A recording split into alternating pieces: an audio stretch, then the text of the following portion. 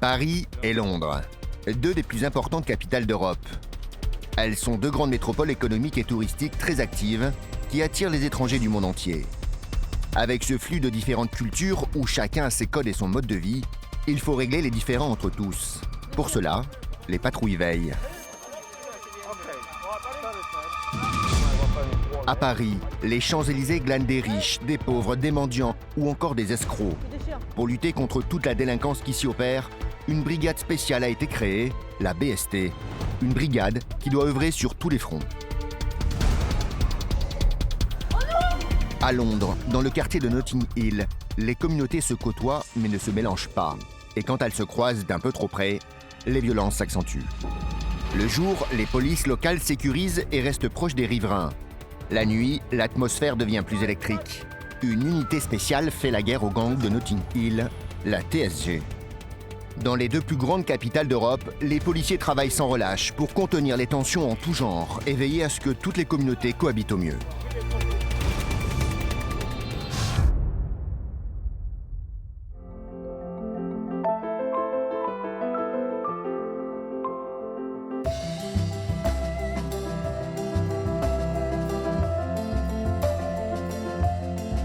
Paris, les Champs-Élysées, l'avenue réputée la plus belle du monde. Elle s'étire sur 2 km d'est en ouest, entre la place de la Concorde et la place de l'Étoile.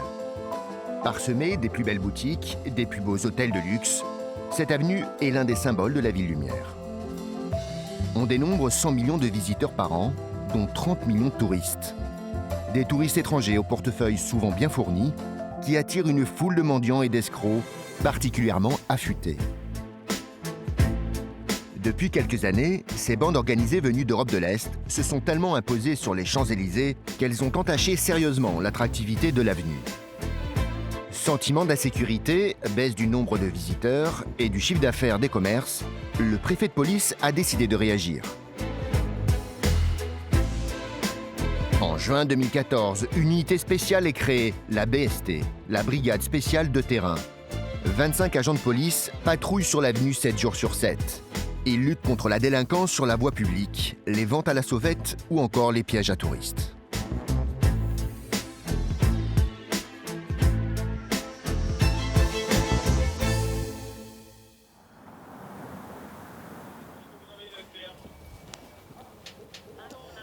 Début de patrouille pour Catherine, Anne, Morgane et Johan, un policier roumain affecté à la BST pour aider la police française. Ils sont là juste pour un temps donné, pour nous aider avec notre délinquance roumaine qui nous pose des vrais problèmes. Enfin roumaine, ou d'ailleurs des petites délinquances, on parle de roumains mais au final ils ne le sont pas tous. Mais bon, en tout cas ils nous aident.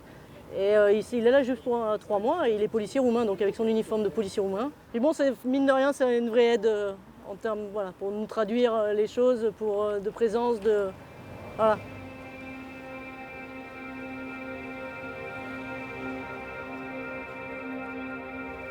Pour le début de patrouille, pas grand-chose à signaler. Mais la présence de la BST rassure tout le monde. Au mois d'août, en principe, déjà tout le monde, les Parisiens sont en vacances. C'est pas un mois où il y a beaucoup de monde, en fait, le mois d'août.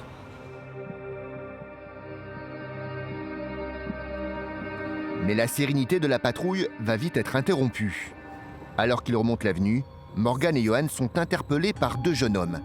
Visiblement, l'intervention des policiers est urgente.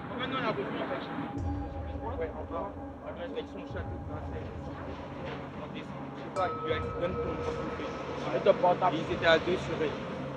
Ils sont agressés il y a 2 minutes là. 2 minutes là dans le lit. Ces 2 hommes, ils sont pas vus. Pas le temps de poser d'autres questions. Il faut intervenir.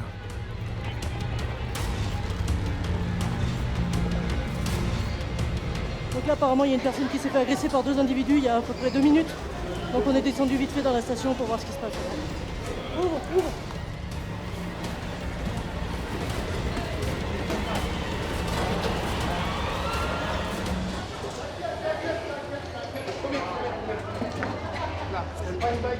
Les apparences étaient trompeuses.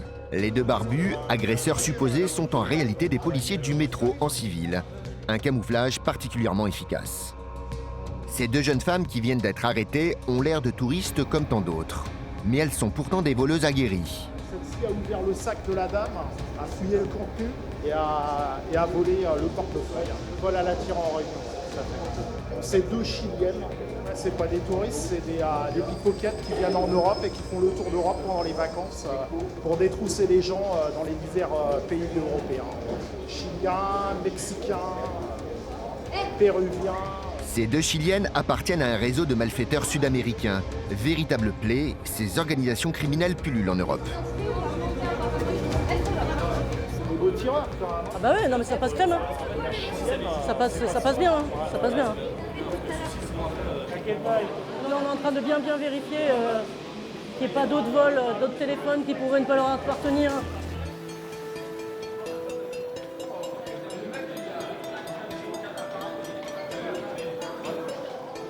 J'ai rien vu, en fait, j'ai rien senti. C'est les policiers qui m'ont pris pour me dire qu'il manquait quelque chose dans le sac.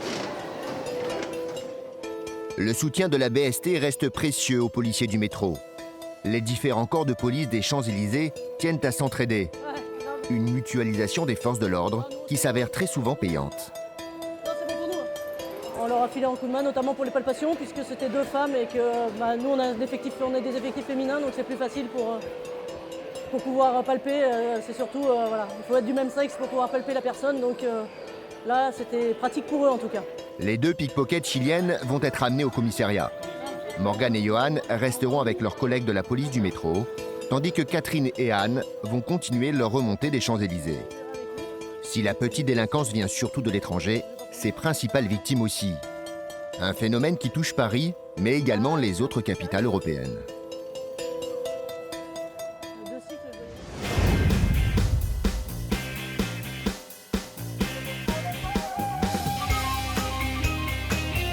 Londres, ou la plus grande métropole d'Europe. Elle est au cœur des dernières tendances. C'est une ville qui va à 100 à l'heure, avec une énergie folle. Elle a su préserver ses traditions tout en prenant le virage de la modernité, sans oublier pour autant son flegme so british. La capitale de l'Angleterre est aussi la plus cosmopolite d'Europe. Ici, pour le meilleur comme pour le pire, on vante les mérites du multiculturalisme. Plus de 300 langues y sont parlées et on recense jusqu'à 50 communautés ethniques. Un doux choc des cultures. Londres, véritable monstre urbain, ne cesse de s'agrandir et son embourgeoisement ne connaît plus de limites. Avec ses charmantes maisons victoriennes, Notting Hill est devenu le nouveau quartier d'une certaine bourgeoisie. Mais encore récemment, cette partie de Londres était surtout peuplée d'ouvriers et d'immigrés venus des Caraïbes, du Maroc ou encore d'Irlande.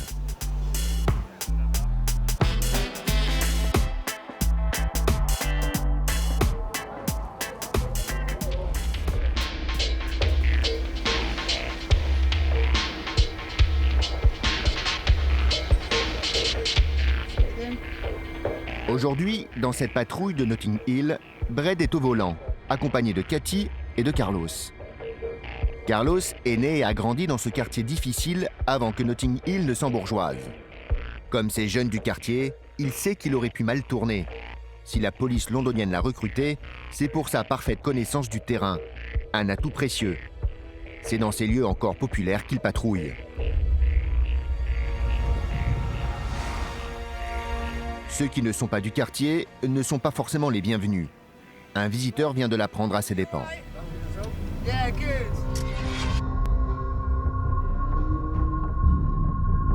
Quelqu'un est venu ici plus tôt ce matin et a éclaté des fenêtres de voiture. On va vérifier ça plus en profondeur de retour au poste. C'est flagrant, ça a été fait intentionnellement, donc on garde un œil dessus. Il y en a plus d'une ou juste celle-ci? Il a éclaté la mienne et 2 autres en bas de la route. Je me suis arrêté dans un de ces appartements et quand je suis redescendu, les fenêtres étaient éclatées. Je ne sais pas pourquoi. Un fou qui vit dans les environs a juste explosé 3 voitures, dont la mienne. Je suis allé sur la route, j'ai entendu le gars. Il avait une grosse chaîne sur lui et il s'est dirigé vers la voiture et bah, je me suis dit c'est quoi ce bordel? Ce jeune homme à lunettes habite ici. Cette violence surgit souvent de nulle part. C'est son quotidien. Ça arrive tout le temps. Tous les jours, je veux dire. Armes à feu, cinglés. Beaucoup de crimes commis par des cinglés récemment. C'est complètement dingue. Ça a changé depuis 15 ans. J'ai un ami qui est mort récemment, poignardé à Portobello.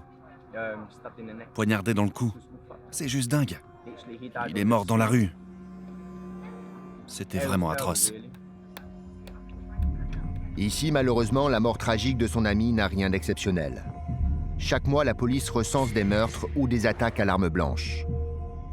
Des rues où la présence policière mériterait d'être intensifiée. Mais les policiers y risquent aussi leur vie. Dans cette rue, l'un d'entre eux a été assassiné par les membres d'un gang. Il y a 3 ans, un officier de police vivait là-haut. Et il s'est... Un groupe de mecs dans cette rue le cherchait et ils l'ont eu. Ce genre d'événement, Carlos en a pourtant connu d'autres. Je me souviens d'un événement similaire par le passé, et ça arrive encore aujourd'hui. Peut-être commis par le même gars ou peut-être un autre.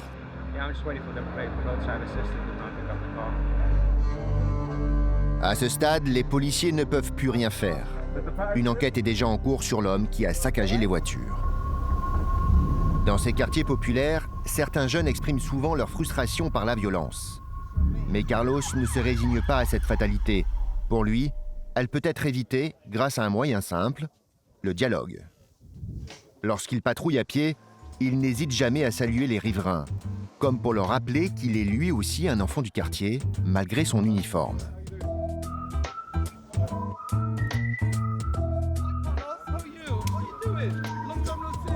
Détail surprenant de cette police londonienne, elle ne porte aucune arme à feu. Et même dans ces quartiers dangereux, Carlos n'en voit pas l'utilité. La seule chose que j'ai, c'est ma radio et mon sens du dialogue. Il y a encore un peu de respect pour le fait qu'on fait ce boulot sans arme à feu. Personnellement, je crois que ça demande plus de cran de patrouiller sans arme.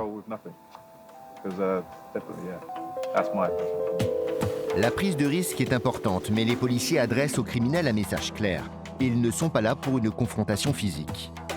Alors, quand il faut baisser la tension d'un cran, Brad et Carlos ne manquent jamais une occasion de détendre l'atmosphère. Allez, Arsenal!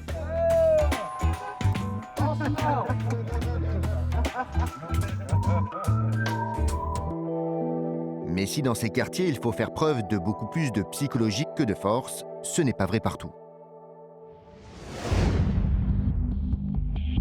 À Paris, les agents de la BST doivent composer avec les mœurs des touristes et celles des Roms agglutinés à l'avenue.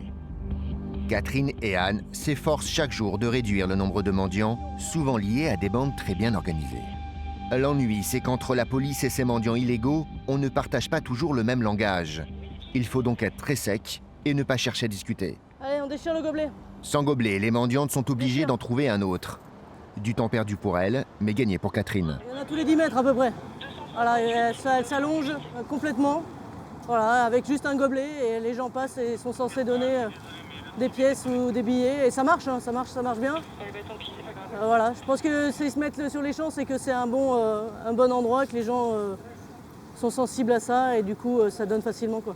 C'est un des problèmes insolubles actuellement, quoi. Tout le monde s'en plaint, les commerçants en peuvent plus, les Parisiens s'en plaignent. Après ça fait pas super sérieux sur les Champs-Élysées, effectivement, c'est pas non plus, ça donne pas une très très bonne image, quoi. Issus d'une minorité ethnique de Roumanie, ces quêteuses roms sont en réalité affiliées à des réseaux bien organisés. Lâchées très tôt le matin sur l'avenue et éparpillées soigneusement à des points stratégiques, ces mendiantes sont tenues de ramener le fruit de leur journée de mendicité à un caïd rom. Elles peuvent même récolter jusqu'à 400 € par jour lorsque les riches touristes saoudiens ou du Qatar ont la main généreuse. La BST aide la police judiciaire à remonter les filières de ces réseaux mafieux. Évincer ces jeunes mendiants de l'avenue, c'est réduire au maximum les profits des truands et éviter de multiplier leur réseau. C'est un monde à part, on peut voir de tout. de la misère la plus totale avec les gens qui viennent faire la manche, comme des gens avec une grosse fortune. Donc tout le monde se côtoie en fait sur les Champs-Élysées. Un monde qui se côtoie mais qui ne cohabite pas pour autant. La police cherche à éviter que l'avenue ne se transforme en jungle urbaine où chacun suit sa propre loi. Depuis quelques années, égrenés tout le long de ces trottoirs, les tuk-tuk, vélos-taxis venus de Thaïlande, ont aussi sensiblement changé le visage de Paris. À l'affût du touriste, ils s'installent sur des emplacements interdits. Mais Paris n'est pas Bangkok et la chasse est faite au stationnement sauvage. Depuis peu, Catherine et Anne peuvent exiger le règlement immédiat d'une amende pour éviter l'accumulation d'impayés. Bonjour, c'est interdit. Vous avez un papier pièce d'identité? Oui. C'est vrai que c'est interdit ici. C'est vrai que maintenant on fait payer direct. Son amende, elle est de 35 €. Ça peut peut-être paraître peu, mais 35 € plus 35 € plus 35 €, ça commence à faire une somme.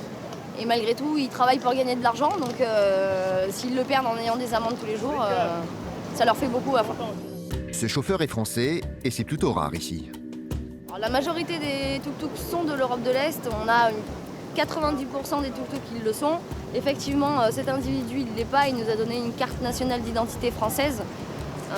Donc je pense que lui, c'est une entreprise réellement française qui l'emploie pour faire ce job-là. Sachez qu'on fait la guerre au tuk-tuk là. Allez, au revoir.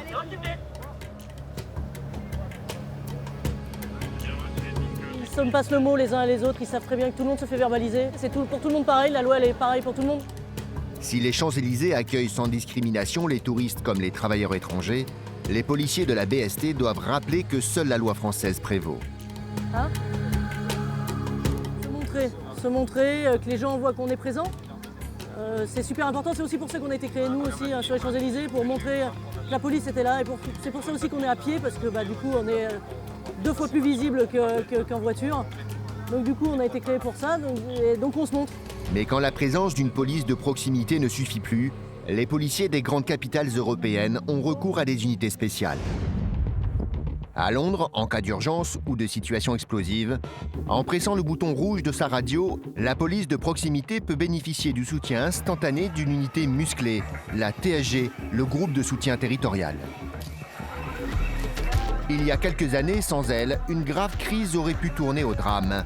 En 2011, la police de Londres abat un Anglais d'origine antillaise, suspecté de trafic de cocaïne. Les communautés afro-anglaises hurlent au crime raciste. Le multiculturalisme vacille. De larges émeutes embrasent la ville. Les forces de l'ordre sont les premières cibles. Les polices locales débordées doivent recourir à l'intervention de la TSG. Dans sa base, avant de commencer sa patrouille du soir, une brigade de la TSG est en pleine séance d'entraînement. Dans l'équipe, Adèle, Ish et Georges sont sous le commandement du sergent Paul Perversy. Allez, Ish! Le multiculturalisme londonien fait aussi partie intégrante de la police anglaise. Ish est d'origine afro-pakistanaise et le sergent Perversy d'origine italienne. La police de Londres recrute régulièrement des éléments d'origine étrangère pour faciliter ses rapports avec les différentes communautés ethniques. La TSG, c'est une unité avec un fonctionnement quasi militaire.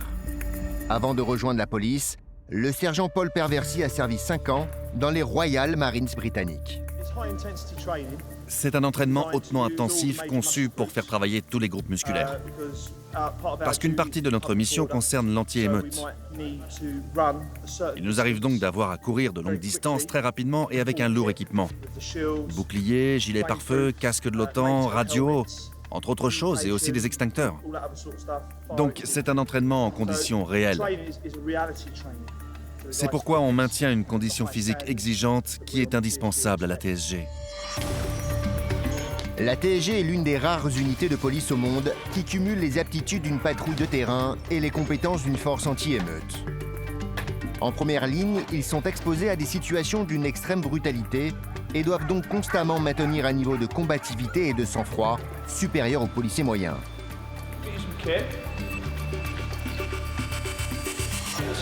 Un officier de la TSG, officier aussi de l'escorte royale, a la capacité de courir au moins 1 kilomètre avec son équipement complet d'anti-émeutier et en moins de 6 minutes. Mes officiers et moi-même allons courir ce kilomètre avec l'équipement complet et les boucliers, ce qui représente environ 30 kilos sur le corps. Avec ce poids sur le corps, le défi paraît impossible à tenir. Pourtant, il le relève chaque jour pour s'assurer d'être opérationnel à tout instant. Ce soir, si l'un d'entre eux court ce kilomètre en dépassant les 6 minutes, il restera sur la touche. Allez, on se motive!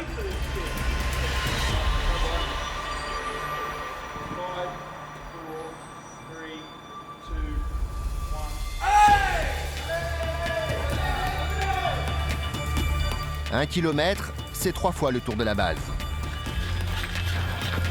Bon rythme, bon rythme! Sur ces 30 kilos d'équipement, le bouclier pèse à lui tout seul 17 kilos. Le déséquilibre peut provoquer une chute et faire perdre du temps sur le chronomètre. Unité 225, allez!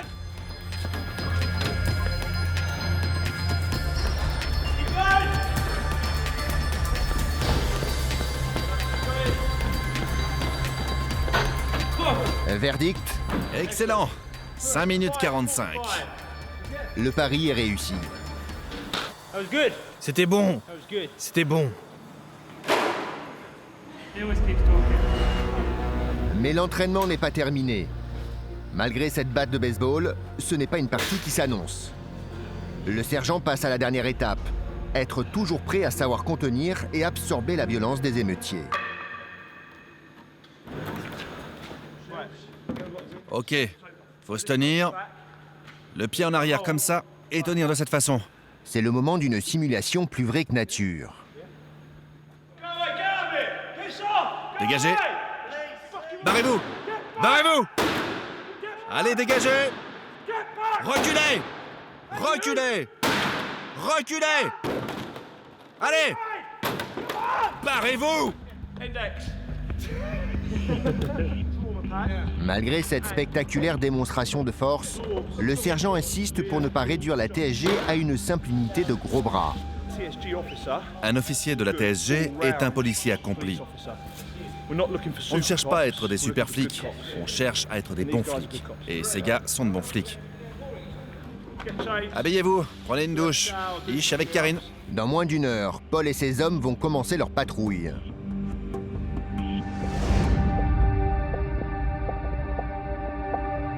Suite aux plaintes des ambassades étrangères et des tours opérateurs, les policiers de la BST des Champs-Élysées ont aussi le devoir de garantir la sécurité quotidienne des touristes. Ils sont en moyenne 80 000 par jour à arpenter l'avenue. Aujourd'hui, le cabaret du Lido va accueillir des touristes chinois. Pour garder un œil vigilant sur ce groupe de visiteurs asiatiques, Kamel, Tiffaine et Jérôme.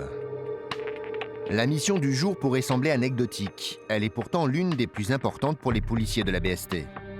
Le moindre incident de pickpocket impacterait fortement le chiffre d'affaires du Lido et provoquerait de sérieux incidents diplomatiques. Ouais, je crois que ça vient de démarrer là. On a un premier car qui vient d'arriver transportant les touristes chinois. Donc on en attend 920. Et donc là, ça se dirige sur le Lido. On va se mettre sur le terrain de manière à pouvoir dissuader s'il y a des pickpockets en vue. Alors on va se mettre en point fixe. Voilà. Le point fixe, dans le jargon policier, c'est rester à une position donnée et guetter la moindre anomalie. 920 Chinois vont assister au célèbre spectacle du Lido. Un nombre impressionnant de visiteurs qui attire toujours les pickpockets. Kamel et ses deux collègues vont devoir redoubler de vigilance. Selon leur pays de provenance, certains touristes sont des cibles faciles. C'est le cas des Chinois.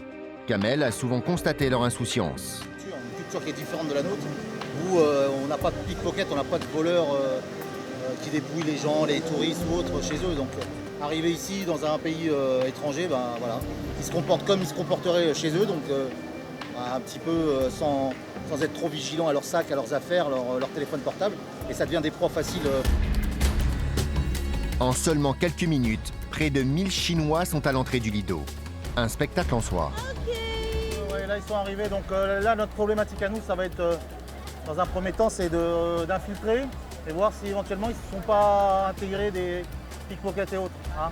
Donc on va essayer de patrouiller, de nettoyer la zone. On va regarder, on va voir ça. Alors que Kamel patrouille, Jérôme n'hésite pas à mettre les touristes chinois à l'aise. Bon. Ouais. Ça fait partie du folklore.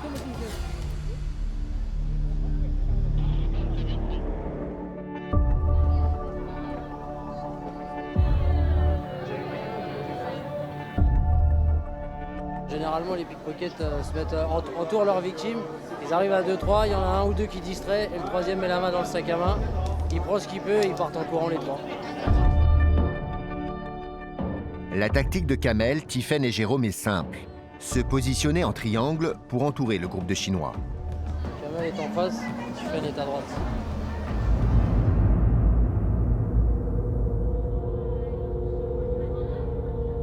Les pickpockets sont peut-être déjà là. Et pour rester sur le qui-vive, ils changent régulièrement de position pour les surprendre.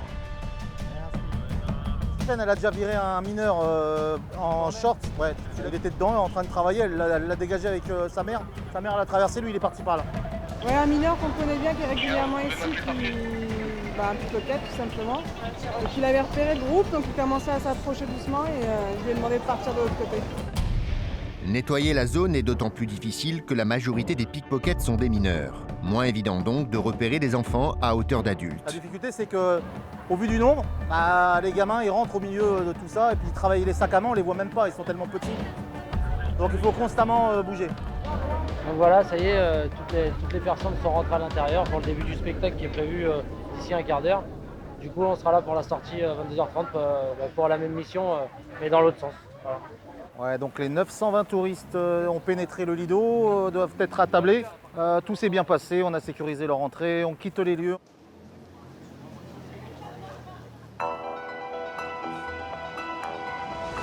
Dans les capitales européennes, être présent et vigilant ne suffit pas toujours à faire fuir les délinquants.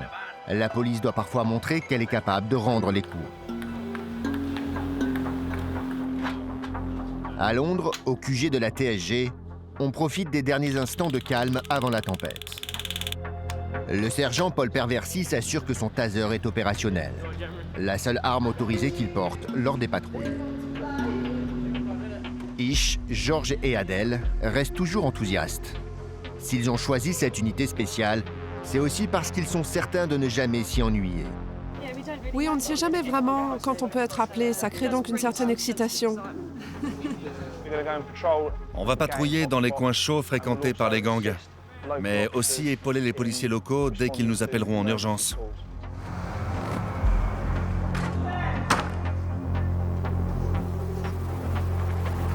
Les unités de la TSG ont la particularité de pouvoir générer elles-mêmes leur mission. Elles sont à la fois renfort de cavalerie et électrons libres. Ça va être une longue nuit.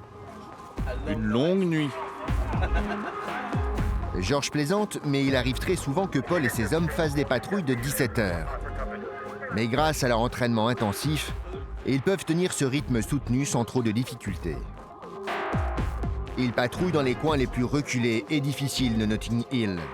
Paul et ses hommes viennent déjà de repérer une voiture suspecte.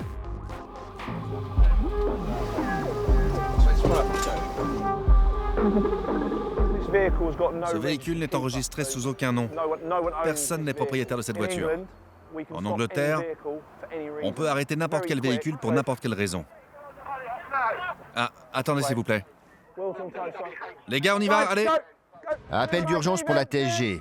Visiblement, il y a bien plus important qu'un simple contrôle de véhicule. L'un des nôtres a pressé le bouton d'urgence de sa radio pour demander le renfort de plus d'unités. C'est tout ce que je sais pour le moment. Nos collègues ont besoin d'aide, on arrive. C'est pourquoi j'ai dit à mes gars, allons-y. En seulement quelques minutes, Paul et son équipe arrivent sur les lieux de l'appel. D'autres équipes de la TSG sont déjà là. L'inspecteur Ali Kerr supervise les opérations. Il met rapidement Paul au parfum. On va aller les chercher et les ramener. On a quelques camions qui vont arriver pour les arrêter. On a aussi besoin d'effectifs pour protéger l'équipe de tournage.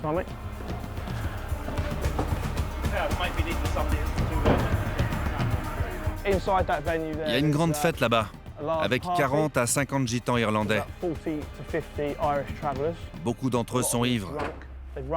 Ils doivent une importante addition, mais ils refusent de la payer. Et le personnel du lieu ne veut pas les laisser sortir. On va donc régler la situation. J'ai déjà eu affaire aux gitans irlandais lorsqu'ils sont éméchés. Ils peuvent être très problématiques, très peu coopératifs, et ils cherchent souvent à se battre, donc... Ce soir, une bagarre générale risque d'éclater entre policiers et gitans irlandais. D'autant plus que ces nomades sont très réputés pour leur maîtrise de la boxe à main nue. Les premiers sortent sans trop broncher, mais la suite sera beaucoup plus musclée. Cet homme ne rentre plus à l'intérieur. George les empêche très vite de revenir vers l'entrée. Visiblement, à l'intérieur du bar, la situation s'envenime. Il faut plus de renforts. Identifiez les personnes qui refusent de payer leurs notes. Les coups peuvent partir très vite, les gitans irlandais sont déchaînés. Et ce ne sont pas des poids-plumes. Même Paul est obligé d'employer la manière forte. Ce qui ne l'empêche pas d'être prévenant. Recule ou je te tase. Éloigne-toi, mon pote. Allez, faites attention, faites attention. Mon pote, c'est par là. Par là. Attention à la marche. Allez, allez. Santé, camarade. Merci beaucoup. Je suis relax, mon pote. Patron, détendez-vous. Me poussez pas. Mais vous êtes ivre, là. Poussez pas. Je suis dehors. À l'extérieur, les gitans irlandais sont de plus en plus nombreux à avoir été mis dehors. Preuve que la TSG est efficace, mais c'est aussi un moment critique. C'est maintenant que tout peut dégénérer. Les provocations et les insultes pleuvent. Par tous les moyens, les Irlandais cherchent à faire craquer les policiers. J'ai la peau dure. Mais Paul sait garder son calme. Ils peuvent hurler, nous insulter, peu importe. Il y a juste une limite. S'ils commencent à être ouvertement agressifs, racistes ou homophobes, ce genre de choses, à exprimer des menaces physiques, alors mes officiers prendront les mesures nécessaires. Pour le moment, il s'agit surtout de leur parler. Il reste encore un gamin. Le dernier gitan sort enfin.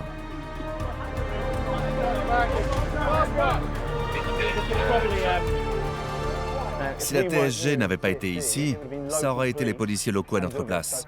Soit juste 4 ou 5 officiers de police locale, alors que nous pouvons nous rassembler sur un point précis en très grand nombre, et ainsi très vite dominer la situation. En seulement 10 minutes, la TSG a réussi à rétablir l'ordre et à dissuader les nomades irlandais d'en venir au point. Unité 225, on y va.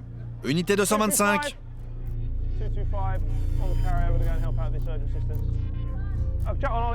Dans les grandes capitales européennes, toutes les différentes unités sont indispensables pour répondre à chaque type de situation. À Paris, la BST de Catherine redescend les Champs-Élysées en direction de sa station de police. Fin de service, d'ici un petit quart d'heure. Voilà, c'est terminé pour aujourd'hui. Mais il reste encore un peu de temps avant de raccrocher l'uniforme. Et sur les Champs-Élysées, on n'est jamais à l'abri d'une surprise de dernière minute. Sur le chemin du retour, Anne croise une connaissance. La sécurité du Fouquet's. Le Fouquet's, c'est le restaurant le plus célèbre et le plus réputé des Champs-Élysées. Très vite, Anne se rend compte qu'il y a un problème. À la limonade, le chauve, il y a un mec qui veut rentrer avec la tournevis à la porte. Oh putain. C'est où? Juste à la limonade. Qui veut rentrer avec un tournevis. Un tournevis pour poignarder? Bah peut-être pour... on sait pas trop pourquoi, donc on va aller voir. Catherine est très inquiète. Elle envisage déjà le pire et espère que personne n'a encore été poignardé. Il faut atteindre l'entrée du Fouquet's au plus vite.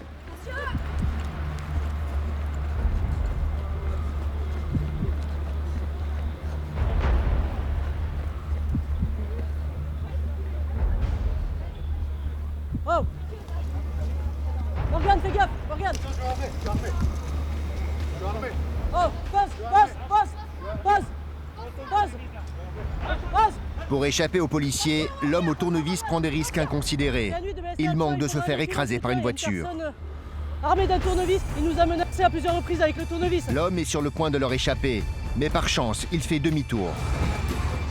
Il a contourné l'avenue et se dirige vers ce kiosque à journaux. C'est ici que Morgane, Johan et Anne viennent de le mettre à terre. C'est bon, interpellé! Mais au corps à corps, les policiers sont beaucoup plus exposés au danger. Son tournevis à la main, l'homme peut encore blesser, voire tuer en une fraction de seconde. Et même à 5 sur lui, l'interpellé se débat avec une férocité impressionnante. Ouais, il nous faut un véhicule, il nous faut un véhicule. La première des rapidement. priorités, se saisir du tournevis et éviter un drame. Donne le tournevis.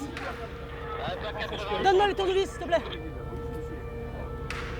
Si le coup avait été porté avec suffisamment de puissance, ce tournevis d'une quinzaine de centimètres aurait pu atteindre n'importe quel organe vital. J'ai le tournevis. Le danger est écarté, Catherine et ses collègues respirent. Vous reculez là. Tous ceux qui n'ont rien à faire, vous reculez. Vous reculez. Vous aussi. Il arrive, il est derrière. Reculez.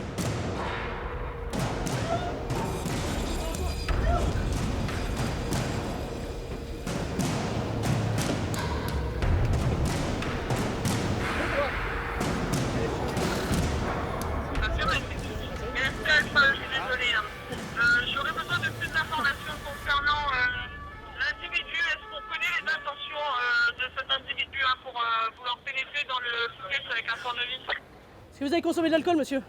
Non, pas le temps. Ah, vous avez Cet pas le homme temps. de 50 ans est d'origine roumaine. Il a tenté de voler un parfum dans la boutique du restaurant. Pris en flagrant délit, il s'est fait sortir immédiatement par les vigiles. Humilié et avec l'envie de se venger, il est revenu au Fouquet's armé d'un tournevis. L'homme n'a pas l'air de vouloir se reprendre, bien au contraire. Il fanfaronne même auprès des forces de l'ordre. Oh oui, bien sûr, t'as raison, t'inquiète pas, j'en ai vu d'autres, t'inquiète 10 pas fois pour t'as failli T'inquiète mourir. pas, j'en ai vu d'autres, Comment t'inquiète pas t'étais pour ça. KO? Comment t'étais J'ai KO? regardé, y'a rien. T'es mort. Hein? Il y a une pièce? Je sais pas, pu regarder, on verra. Mais je suis pas un assassin. Oh, t'es fou. Ah, là. Je suis pas un assassin, tu comprends? Mais t'aurais pu mourir. T'es exposé trop là. Mon tournevis, il était dans ton ventre. T'inquiète pas. Il était dans ton ventre. Bien sûr, mais Dans là, ton foie. là, il est où là? Il est où était le dans ton tournevis, foie, là? il est où était le au-dessus de la tournevis, là? ceinture. Bien sûr. En dessous de la ceinture, je l'avais pointé. T'as failli mourir. Je dis merci Seigneur. L'homme menotté continue de provoquer ouvertement les policiers sur le danger qu'ils ont encouru. Il n'en a peut-être pas conscience, mais il risque très gros. Concrètement, c'est pas nous qui allons qualifier l'infraction. Pour l'instant, nous, on va mettre ça sur des menaces avec arme par destination, des menaces contre des fonctionnaires de police aussi, donc ça peut jouer également pour une aggravation. Maintenant, ses intentions, on les connaît pas, on sait pas exactement ce qu'il voulait faire. Est-ce qu'il est alcoolisé ou est-ce qu'il est pas, ou est-ce qu'il a pas toutes ses facultés mentales? Ça aussi, on sait pas, ce sera à déterminer. Donc,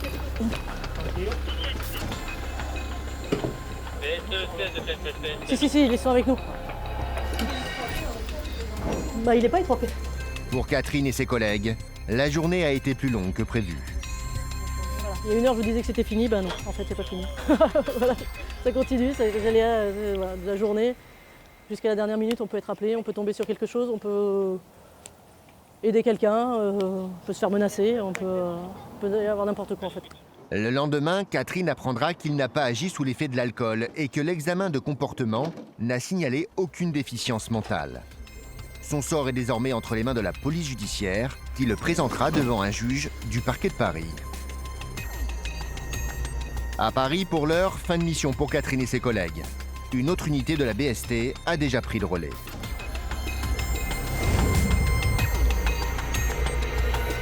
À Londres, à Notting Hill et dans ses environs, les gangs afro-anglais font la loi. Affrontements entre gangs rivaux et déchaînement de brutalité. Les violences urbaines sont ici monnaie courante. Depuis quelques années, les crimes à l'arme blanche se multiplient. Facile à obtenir et à dissimuler, c'est à ça qu'on fait face.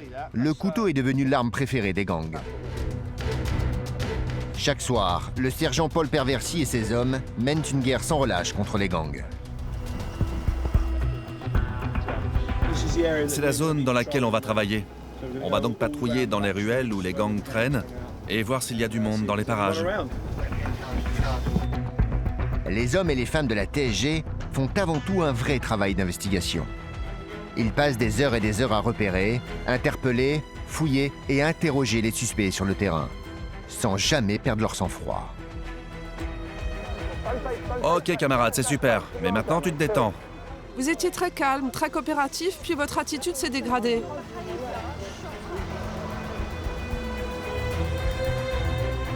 Jusqu'aux quartiers les plus malfamés, et ils n'hésitent pas à approcher les gangs de très près. Je vous demande de sortir de votre voiture. Vous entendez ce que je dis? Vous êtes retenu pour les besoins d'une perquisition. Les membres de gangs sont souvent très jeunes. C'est quoi dans ta main là? Quoi, sur ma main? Dans ta main. voire mineurs. Attendez, attendez.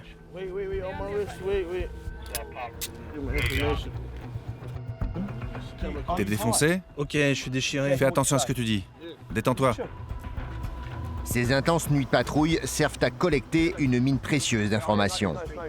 Pour garder un coup d'avance sur les gangs, il faut connaître leurs surnoms, leur territoire, leurs liens ou rivalités. Cela permet d'anticiper leurs mouvements et ainsi les arrêter avant qu'ils ne commettent l'irréparable. Ce soir, grâce à leurs informations, Paul et ses hommes ont repéré des membres de gangs dotés d'armes à feu. Ils vivraient dans cette cité sensible aux abords de Notting Hill. C'est ici qu'il y a eu 2 fusillades très tôt ce matin. C'est le genre de cité dans laquelle on ne pénètre pas facilement. Le groupe préfère se diviser pour mieux couvrir la zone.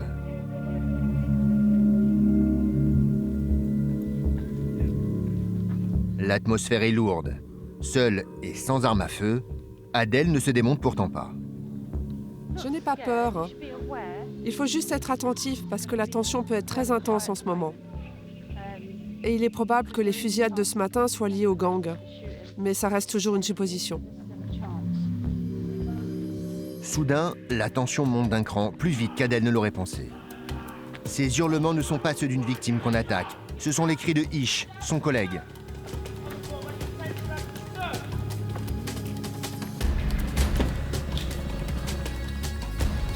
On te soulève, ok? Il vient d'arrêter ce jeune homme qui lui fonçait dessus avec un scooter.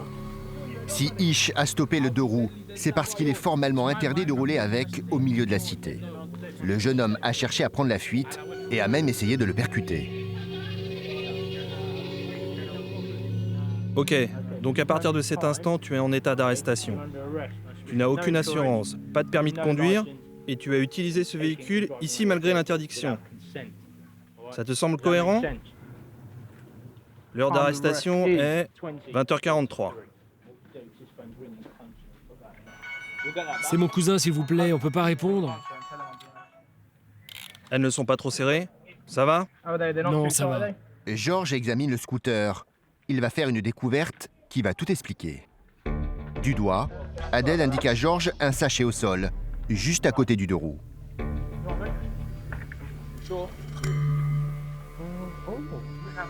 Oh, il y a quoi là-dedans?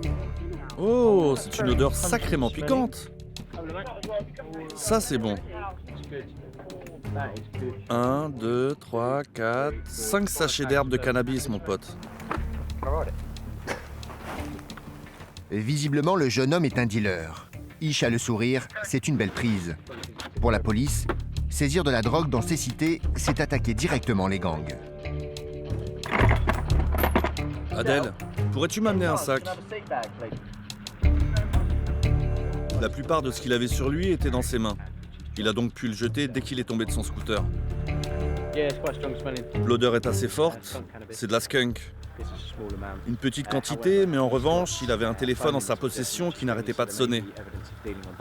Ce qui pourrait être une preuve qu'il faisait du deal. Et s'il s'avère qu'il est un dealer, nous pourrons alors le poursuivre pour bien plus.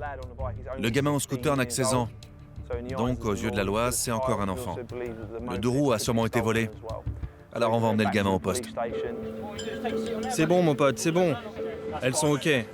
Garde tes mains comme ça. Car si tu bouges, ça fera mal. Reste comme ça.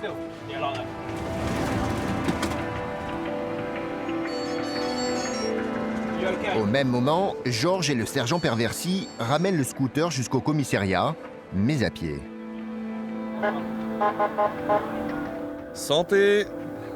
Les policiers de la TSG ne manquent jamais l'occasion de taquiner leurs collègues. Le commissariat n'est qu'à quelques minutes à pied. Arrivé, Georges est enfin autorisé à allumer le moteur.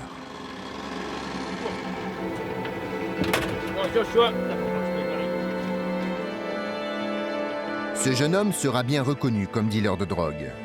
Mais en tant que mineur, sa peine sera finalement assez légère. Paul et ses hommes sont de nouveau sur le qui-vive. Ils viennent d'être appelés sur une autre mission d'urgence. De l'autre côté de la Manche, Catherine et Anne viennent également d'être appelées en urgence. Direction un hôtel de luxe. un établissement très prisé par les riches étrangers.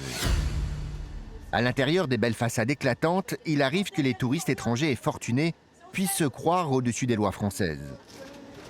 Apparemment, il y a un différent de couple qui a l'air de dégénérer avec peut-être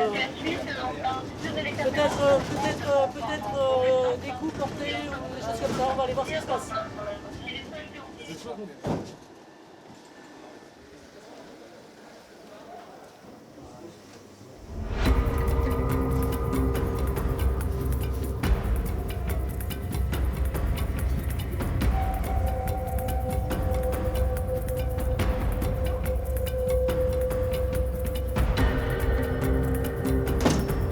Dans cet univers aisé et feutré où tout le monde cherche à sauver les apparences, les policiers doivent être le plus discrets possible. Le rapport à l'enfance qui nous demandait ce qui se passait, mais pour notre image, d'avoir un attroupement policier, c'est pas bon. C'est pas très rassurant. Donc, je demandais à mon collègue en bas de demander s'ils se mettent dans un bureau. Parce que là, on a des familles princières, donc déjà que les tensions sont un petit peu tendues en ce moment. Avec tout ce qui se passe au niveau de l'actualité. Donc après, s'il y a une présence aussi importante de policiers, c'est pas bon. C'est pas bon, vraiment pas bon pour nous. Enfin, c'est la première fois, moi-même, je suis un peu choquée de voir autant de personnes.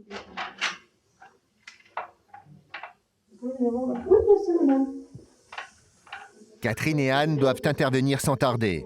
Un couple de riches Sénégalais a eu un différend violent. L'homme n'a pas retenu ses coups. La femme est terrorisée et la chambre saccagée. Comble de la situation, l'homme qui vient de battre sa compagne exige de ne pas être sorti de l'hôtel par la porte principale. Évidemment, la réceptionniste y est favorable.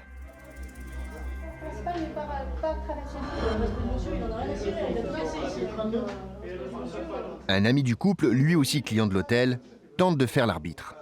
C'est pas lui qui décide, de toute façon. On vous demande, s'il vous plaît, il ne faut pas nous humilier aussi. Mais Catherine reste inflexible. La fierté du conjoint violent est le dernier de ses soucis. Voilà, c'est tout, c'est pas vous qui décidez. Oui, je sais, mais c'est pas un criminel, il n'a jamais été menotté. C'est pas un service à la carte, hein, vous savez, c'est nous qui décidons. On passe par là, point. Ok, je vous demande gentiment, est-ce qu'on peut prendre l'autre sortie si ça vous dérange pas? S'il vous plaît. Chef, on peut prendre l'autre sortie. On passe par là, monsieur. Mais par contre, ça nous... Catherine est dépitée. Même en exercice, difficile de contenir son exaspération.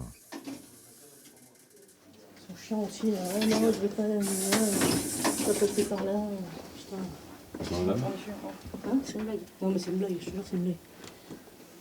Ouais. Effectivement, on voit la porte qui était. La serrure et tout. Constaté par la personne de la directrice de la... La victime est couverte d'hématomes. La présence de Catherine et Anne, femmes policières, semble la rassurer. Malgré son calme apparent, elle est encore en état de choc. Oui, c'est déjà blessé normalement.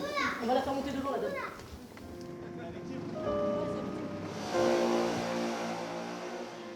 Un médecin judiciaire qui va procéder à un examen pour voir si vraiment il y a des séquelles, si elle a un problème à la tête, parce qu'elle a quand même elle a quelques bleus et elle a des douleurs au niveau du crâne et au niveau de la nuque.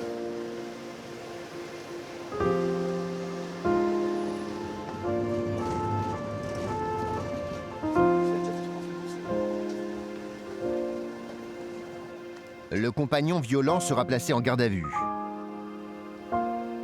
À sa demande, la victime reçoit très vite un examen médical et des soins de première urgence.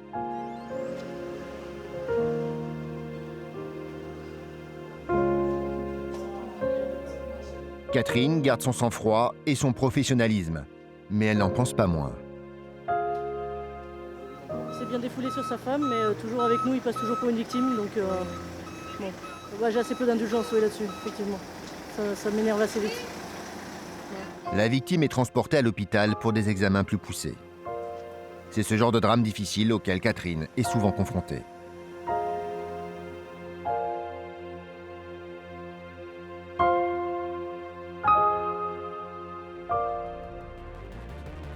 Pour Catherine et son équipe, être policier, c'est servir la France. Leur travail reste un dévouement à leur nation, comme leur devise le rappelle aux citoyens. Pro patria vigilante, ils veillent pour la patrie. Une devise qui pourrait être aussi celle de la police anglaise.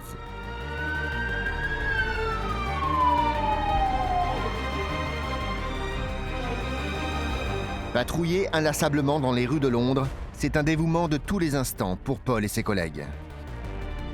Dans les capitales comme Londres et Paris, le multiculturalisme force les policiers à s'adapter à de nouvelles formes de délinquance. Ils veillent au strict respect des lois de leur pays pour que cette diversité culturelle s'adapte et reste positive. Grâce à eux, Paris et Londres restent des villes ouvertes, mais sûres.